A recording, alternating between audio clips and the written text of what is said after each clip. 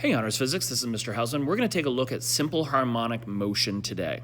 The whole unit is about simple harmonic motion and resonance. Resonance is going to come at the end. And we're going to look at two examples of simple harmonic motion. Those three words might not mean much to you, but as it turns out, simple harmonic motion is wave-like. Let's add that in.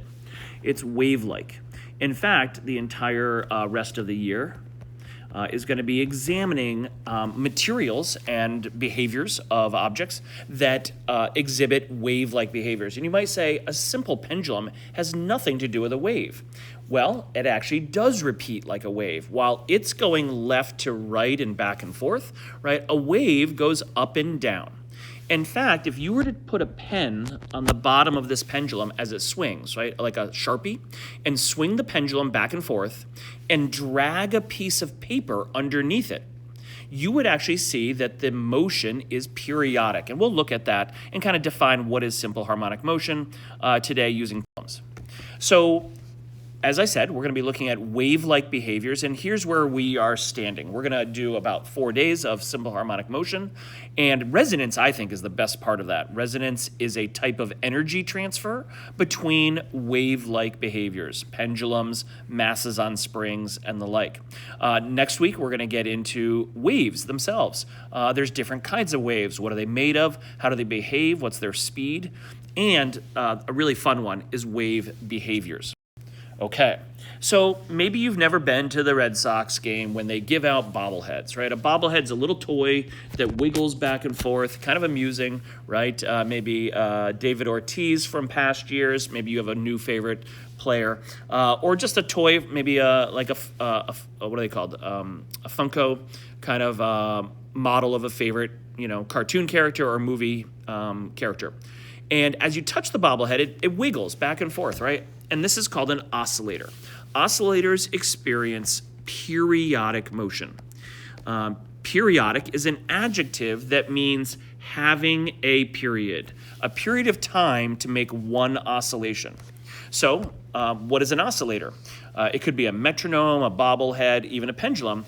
It's repetitive, it's back and forth, and it has an equilibrium position. That's a characteristic of all periodic motion. And it continuously returns, right? It goes back and forth to any given point in its path after a fixed period or time. So it's very predictable. That's why we use pendulums for clocks. They return to the same position after the same amount of time, and we can count accurate time because of that. So other characteristics include the idea that there is something referred to as a complete cycle. How many cycles has the pendulum exhibited? If it's a metronome or it's a tuning fork, those cycles are very, very brief and they're repetitive. So they go back and forth.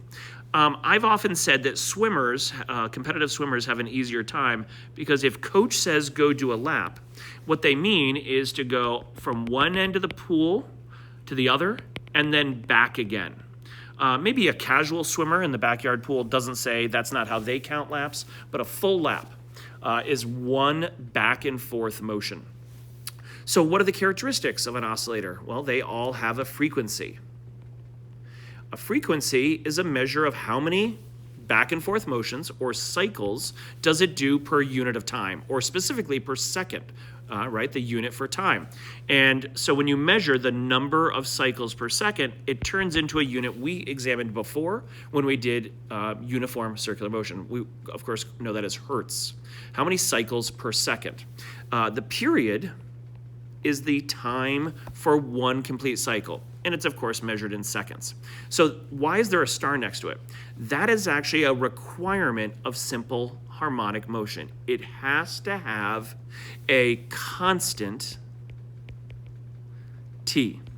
If the material that's oscillating does not have a constant time or period of time for one oscillation, it is not simple harmonic motion. There are things that are irregular oscillators, but that would not be simple harmonic motion. Okay, so simple harmonic motion, right, has some different cases or different conditions, SHM, is the common abbreviation.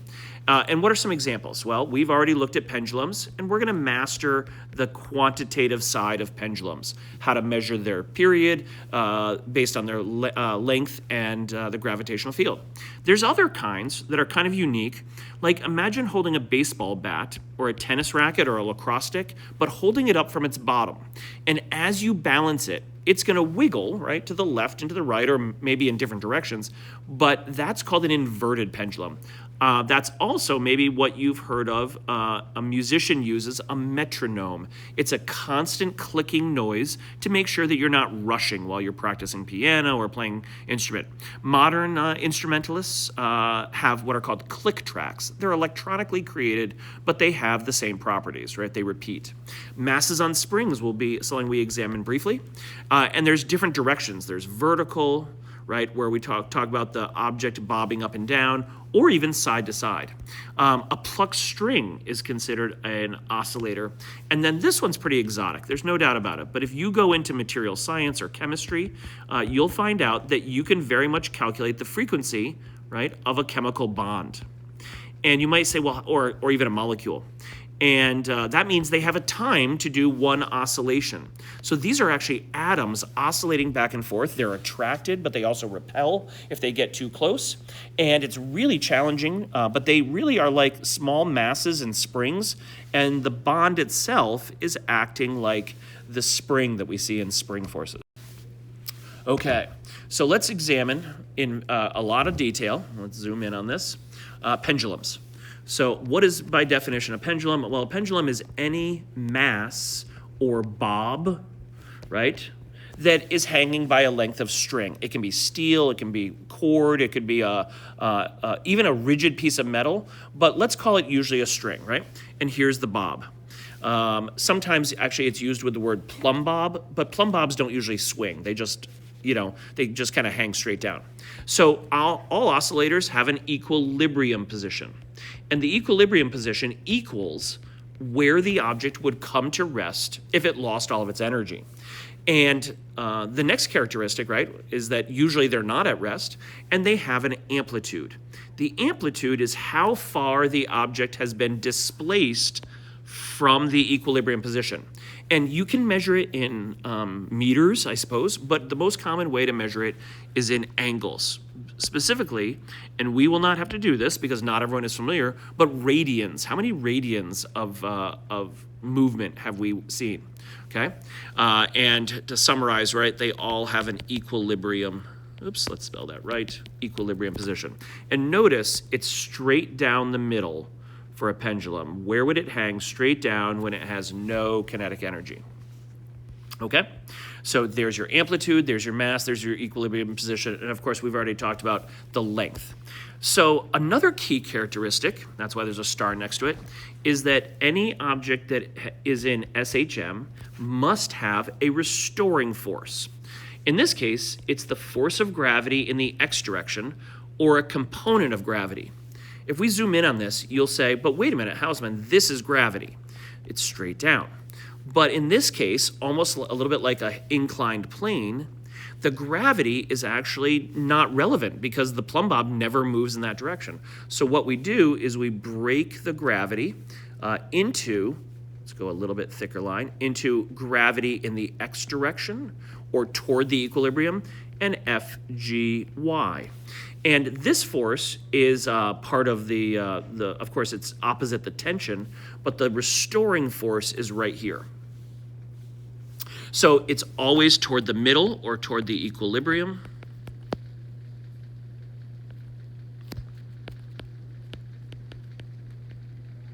And the restoring force changes. It's not constant. And we're going to write something in that blue box to remind ourselves of it. But the restoring force, because of how sine of the angle of the pendulum, it's going to be greatest, or at its maximum, when it is farther or further from the equilibrium, all the way out here. It is going to be 0 at the equilibrium. And that doesn't make sense. How can gravity go to 0? Well, if you think, here's my pendulum at the bottom, And now, does gravity have any x and y components? No, gravity is only in the vertical direction. So do you notice that because gravity is not pointed toward the equilibrium, toward the middle, it actually has no restoring force. So why does the pendulum go right through, right? If it has no force on it, it's because it has inertia. So the key characteristic of simple harmonic motion is that the restoring force must be directly proportional to the displacement or the amplitude. Now, you might have noticed in our investigation lab that I said, hey, don't swing the pendulum too far. In fact, when does this happen? When is the restoring force directly proportional to the displacement or to the amplitude right here? It's when the angle is less than about 22 degrees. About 20 degrees if you want to remember a whole number. And what happens above 20 or 22 degrees? What happens is sine becomes less linear. And what you can imagine here is that if you went all the way up to 90 degrees and someone said, what's the restoring force? You notice that gravity is again straight down, and you notice that it's not pointing toward the middle. So that's an extreme case, but the time that a pendulum exhibits simple harmonic motion and it has a restoring force that's proportional to the displacement is at low angles. Your angle has to be less than 22 degrees. So I bet you remember that pendulums have energy, and as long as they are oscillating, they conserve energy and they are have a restoring force that keeps moving them back and forth, right? A gravity that pushes and pulls them through. On the way this way, of course, the restoring force slows you down, so your kinetic energy, speeds you up, my fault. The force of gravity X speeds you up, so your kinetic energy increases and your potential energy decreases. Now, your force of gravity in the X is against your motion, and it's of course going to slow you down, and your potential energy is going to replace it. So we would have maximum potential energy at maximum height, or max displacement, and kinetic energy is 0. And in between, right, it's a conservation of energy problem where you'd have to add up your total energy. So I bet that's easy review because we used energy and pendulums as a example. You're going to be working on page 5 and 6 to do some calculations. Let's do one together. How would you calculate the period of a swinging pendulum when the pendulum is 0.8 meters long? We discovered that the mass has nothing to do with the period. In our lab, we discovered that the amplitude or the angle has nothing to do with it, as long as you stay at low angles. So what does matter? Well, the formula is 2 pi times the square root of L and G. We discovered that the period is proportional to the square root of L and the inverse square root of G. So all of a sudden you get a formula. So where's 2 pi come from? That comes, of course, from the fact that we're doing a portion of a circle. So let's plug in some numbers. 2 times pi times 0.8 meters over 9.8 meters per second squared. And that's how easy it is to set up. And you'll notice that for the first few problems, the answers are given. So the period is 1.8 seconds. So 9.8, the constant for gravity, the length. On 2, 3, and 4, some of them change. What if the length is the unknown? Well, that just requires some algebra, and you should practice that, so I'm going to have everyone do that in class. What if the G is the unknown, because you maybe use a pendulum to find the gravitational attraction on a new planet? So do they do that? Do they actually take objects to Mars and to the moon and to satellites to other planets or orbit and measure their G's? No, it's just a kind of a physics exercise. But you should be able to find the G as long as you know the length and the period. There's a page. I'd like you to do all 8 of those. Okay, so one of the last things we're going to do is we're going to take a look at how can we examine the period of a swing, but in terms of fractions. Okay, so let's start at position 1. Let's start right here. Position 1 is a good place to start. And we're going to start on this row. We're going to actually work our way up. If you go from 1 to 3, and then 3 back to 1, we all know that that would be 1 cycle, or 1 period, and if t equals 1 second, well, we know it would be 1 second, right? Because it's 1 full period. Now, Why did I start there? Well, because everyone understands that a cycle is back and forth. If you go from 1 to 3, that's half of a period, so it would be 0.5 seconds. That one's easy. But what if you do some like fractions?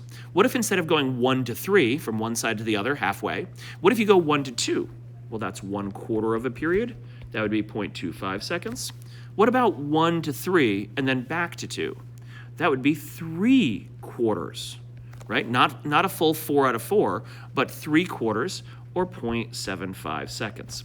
So why do we mention that? Because you're going to be prepared or you're going to be asked to do some problems where I say, hey, don't find the period of the pendulum, but find the time until it gets to its maximum V at the bottom. So where is maximum V? At the lowest point. It's at position 2.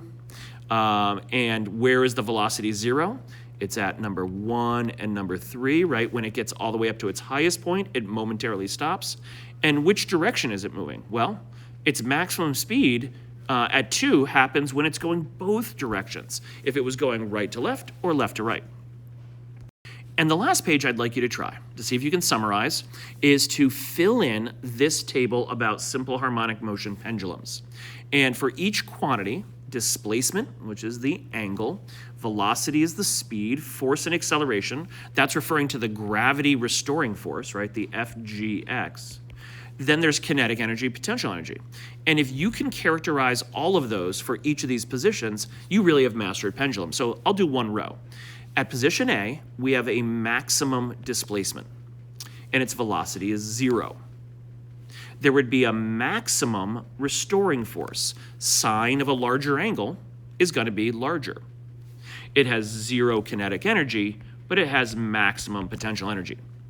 And now all of a sudden you notice that some of the arrows are lined up to show you where the similarities are happening.